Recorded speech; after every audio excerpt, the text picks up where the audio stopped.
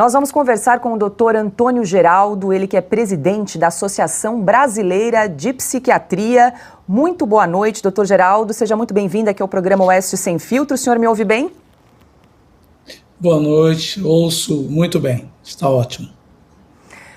Doutor Geraldo, eu vou fazer uma pergunta bem objetiva. O Conselho Federal de Medicina e os médicos foram consultados para a elaboração desta resolução do CNJ?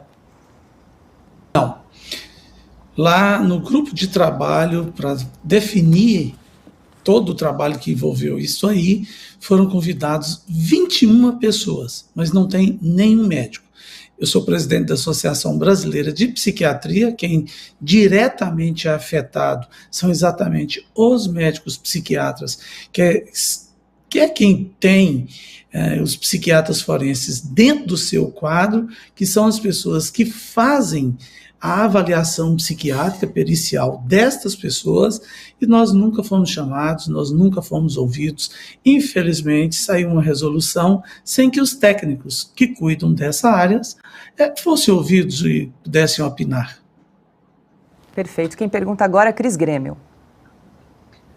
Boa noite, doutor Antônio Geraldo. Prazer conversar com o senhor. Eu acho muito importante que a sociedade tenha noção do que está para acontecer. O que foi divulgado pelos poucos veículos que deram projeção a esse assunto, né, é que houve uma audiência pública na Câmara dos Deputados e que o senhor e outras pessoas presentes colocaram a preocupação que assassinos, pedófilos, condenados e toda espécie de infratores do Brasil inteiro comecem a ser liberados a partir de 15 de maio, que é agora, já segunda-feira da próxima semana, e que de 15 de maio de 2023 a 15 de maio de 2024, praticamente todos seriam colocados nas ruas a título de fechamento desses manicômios judiciários, né? É isso mesmo? Essas datas foram já colocadas, estão para valer?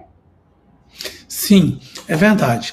Essa resolução ela saiu em 15 de fevereiro e ela entra em vigor a partir de 15 de maio de 2023, sendo que a previsão é que até 15 de maio de 2024 todos os hospitais de custódia e tratamento psiquiátrico sejam fechados. Deixa eu explicar um pouco e rapidamente o que acontece. A pessoa que cometeu crimes, como por exemplo, Champinha, Chico Picadinho, pessoas que mataram aí com requintes de crueldade e que depois foram avaliados e que foram considerados inimputáveis, então eles passaram a ficar nesse tipo de serviço chamados hospitais de custódia, manicômios judiciários, para que pudesse ficar sob cuidado e tratamento, já que não tinham condições de viver em sociedade. Por exemplo, teve aqui o pedófilo de Lusiânia, eu moro em Brasília, né, por isso que eu estou falando aqui, como se fosse pertinho, e é mesmo, onde ele tinha matado e já maltratado, por ser um pedófilo, várias crianças.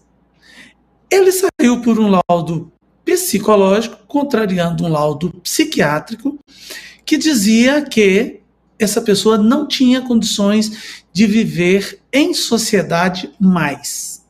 Então, não era por 1 mês, 2 meses, não mais tinha condições de viver em sociedade. Ok. Ele, então, depois foi avaliado por um laudo psicológico, veja bem, um pedófilo, e que nesse laudo psicológico tinha dito que cessou a periculosidade dele. Ora, se é pedófilo, não tem crianças nos presídios, nas cadeias, nas penitenciárias, ele não vai ter mau comportamento, lá não tem criança.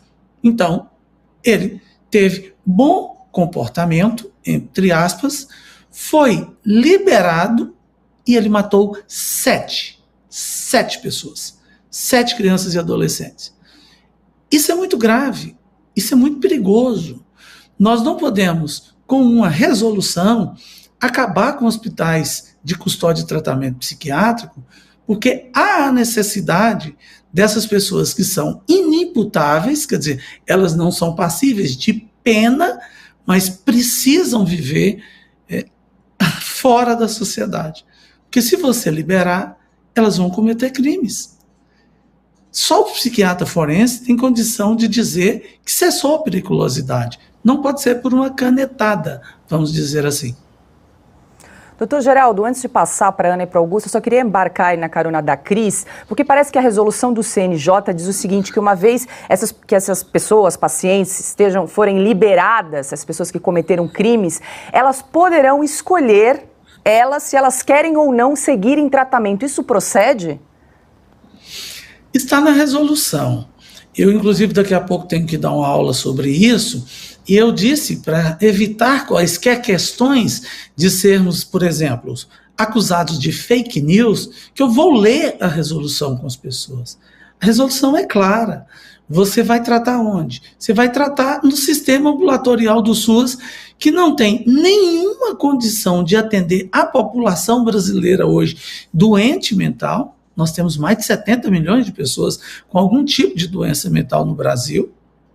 E eles vão ter que acolher também essas outras pessoas. Dizendo que, quando precisar de uma internação, por exemplo, vai ser feita no hospital geral. E o que tem no hospital geral? Nós temos leitos psiquiátricos em alguns hospitais gerais.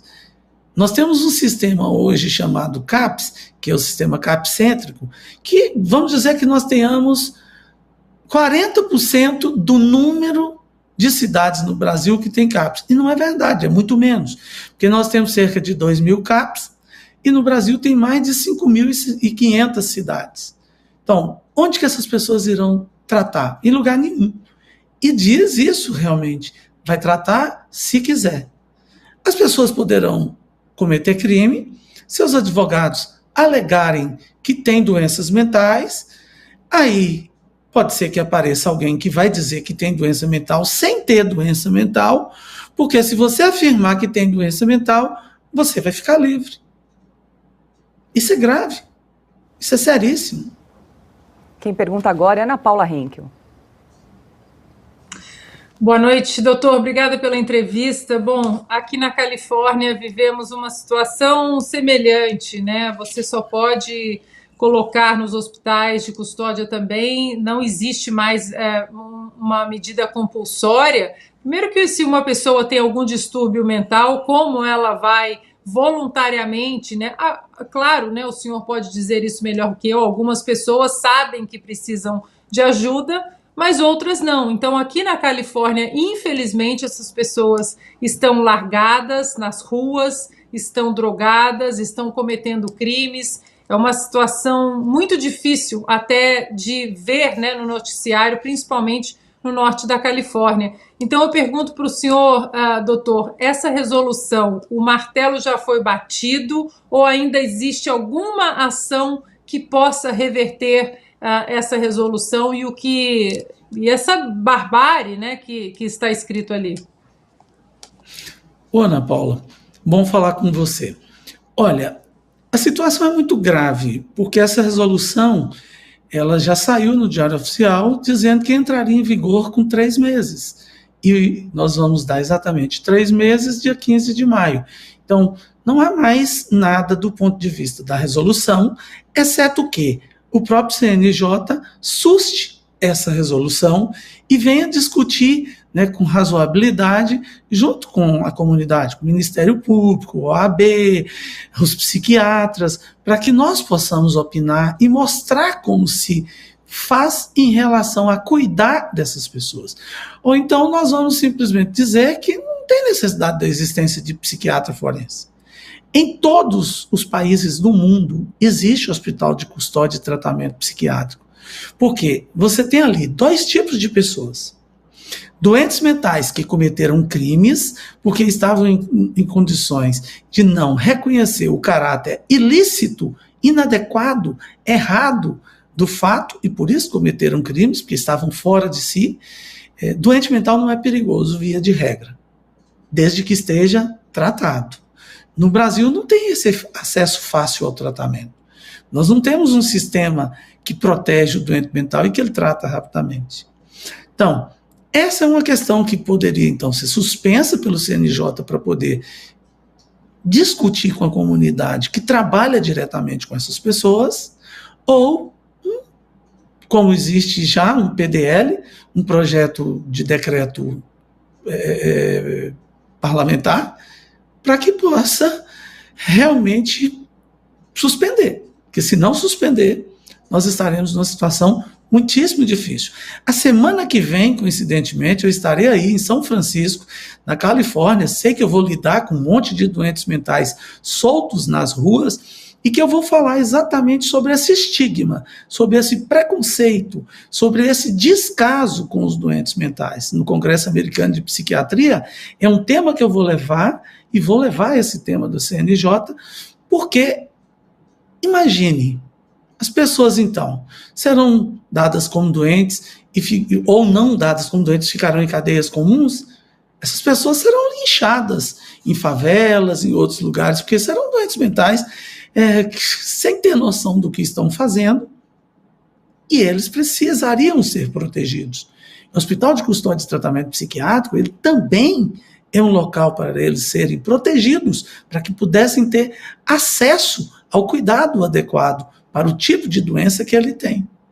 Nós temos um defeito grave no nosso país, que eu amo muito, não estou falando mal dele, que é o de dizer que são os serviços, que as ferramentas são responsáveis. Não são as ferramentas, são as pessoas. São as pessoas que precisam trabalhar com metodologia científica e não ideologia em cima disso.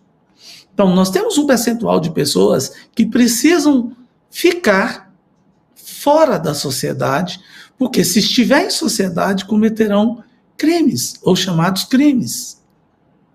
Não pode ser solto assim. Não pode ser solto sem ser avaliado, sem passar pelo cuidado adequado, como deve ser, de um psiquiatra que tenha condições, ou uma junta psiquiátrica, isso inclui psiquiatras e psicólogos, inclusive, em alguns casos, para que possamos ter o melhor cuidado para elas. Nós estamos conversando ao vivo com Antônio Geraldo, ele que é presidente da Associação Brasileira de Psiquiatria. Augusto Nunes. Doutor Antônio Geraldo, boa noite, obrigado pela entrevista. Eu pergunto se o Adélio, bispo de Oliveira, que tentou matar o presidente Bolsonaro, e que os advogados dele alegam que ele é doente mental, se ele pode ser beneficiário dessa decisão, para mim, tomada por insanos, né? Tanto quanto os objetos da decisão. É um prazer falar contigo, Augusto, é um prazer revê-lo aqui. Pode sim. Qualquer pessoa que estiver lá, sob medida de segurança, qualquer pessoa que estiver lá em tratamento psiquiátrico e que então foi considerado inimputável, ele pode ser solto. Porque quando você definiu-se que teve um crime, ok, o crime aconteceu, né? Aquilo está registrado e regulado como sendo crime. Você vai ali definir pelo psiquiatra forense se a pessoa tinha condições de discernir o caráter ilícito do fato. Se ele sabia o que ele estava fazendo ou não.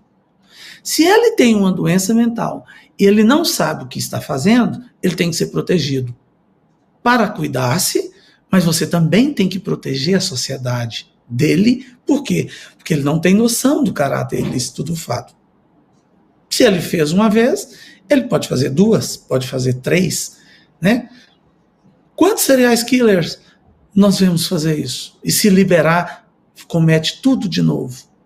Todos esses que nos amedrontaram cidades inteiras, estados inteiros, se foram considerados inimputáveis e estão em medida de segurança, eles serão soltos. Não ficará ninguém lá. Dentro do período de 15 de maio deste ano a 15 de maio de 2024.